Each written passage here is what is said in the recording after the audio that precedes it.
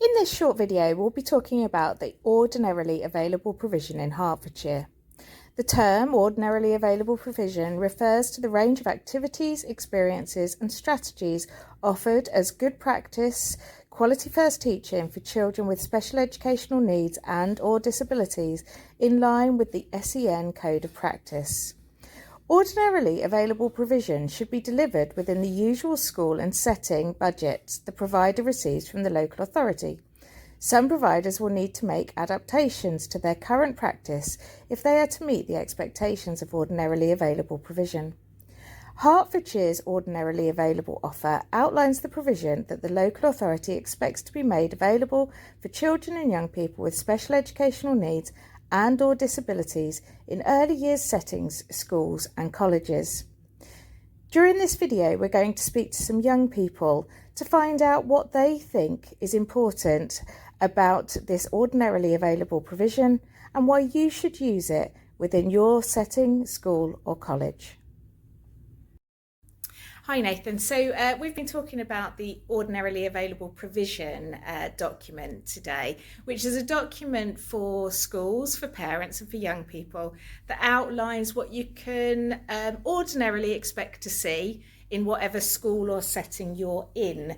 And that will help families potentially across Hertfordshire understand what they might be able to expect from a school or a setting before there's a need to raise concerns perhaps elsewhere.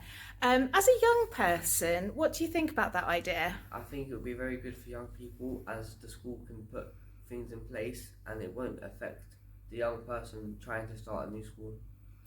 So I think you've had experience of that maybe, haven't you? Yes, with my little brother. Yeah. Because we've moved area. Mum had a meeting at the school yesterday with them and they said that they don't, they haven't got the need. They can't meet the need, yeah. I think you mentioned to me. So I suppose the document like the Ordinarily Available offer, if you had that as a family, yeah. you would have then been able to see what was available and what was not available. Yeah. But Okay. I think it'd be very good for young people.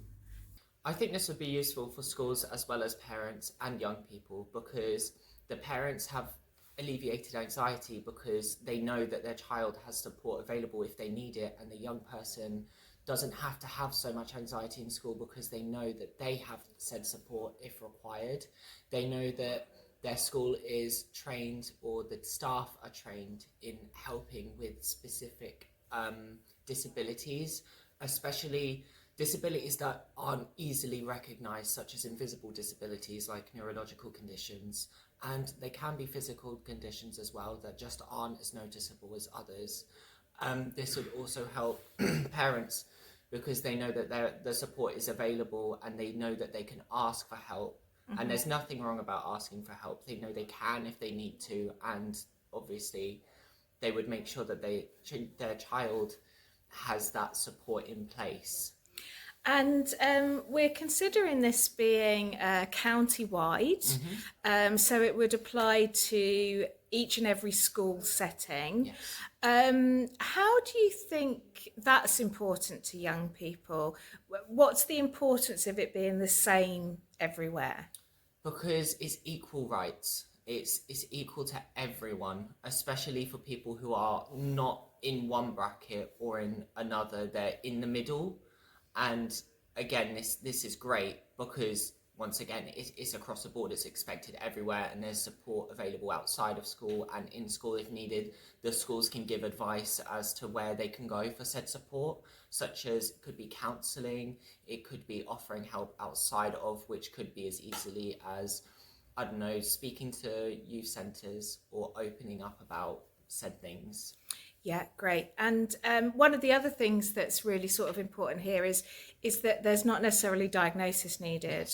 Yes. Of course, we have a growing mental health issue nationwide. And we have other conditions that might take a long time to be diagnosed. So do you think that it's important for that aspect as well? Of course, yes, because conditions, they don't just They don't just happen overnight, I guess, do they? don't. You don't get a diagnosis No, it on the doesn't. spot. No, some people it can take years for them to be assessed for a certain condition, and sometimes it's good for them to have the support, especially if it's not known, because if it's across the board, then again it's the same. Yeah. So does it, in your opinion, make for a more inclusive school environment? Yeah, it does, and it should also it should open up a gateway as well that, oh, this person's wearing ear defenders, maybe I can ask for some, or maybe I might need some. It might help them think about themselves a little bit and what their needs might be, and it might help them to grow as a person. They might ask them questions, and they might ask, why do you need them? It may be a sensitive topic, but it could be helpful as a discussion, and it could help the whole school as well in sense of growth. Yeah. Thank you. And just one final question. Thinking about the ordinarily available offer and thinking about schools, why should schools sign up to it? I think schools should sign up to it because it makes them more inclusive. It makes them more available for young people who have disabilities. It makes them more recognised as well because they have the support needed, they have what is required, and also if a young person needs help, they have the answers, they know. And this could be great for parents as well because it would help them to decide on what places they should go to. It might help them find support available, especially in a school setting, because I know in myself, I find it really hard to struggle in environments with a lot of people because I have what's called autism, and sometimes I get sensory overload, which causes my emotions to just go up and down. And it can fluctuate, especially in louder areas where there's too much going on and I can't focus. So sometimes, well, back to the answer, I think it is great. And I think schools should sign up to it because it would make them more inclusive. It would help the young people. It would alleviate parents' stress, anxiety on making sure that their child has the support needed. And it would also help bring in more people as well. And it would help them learn because then they have what's needed, and what's available is what they require.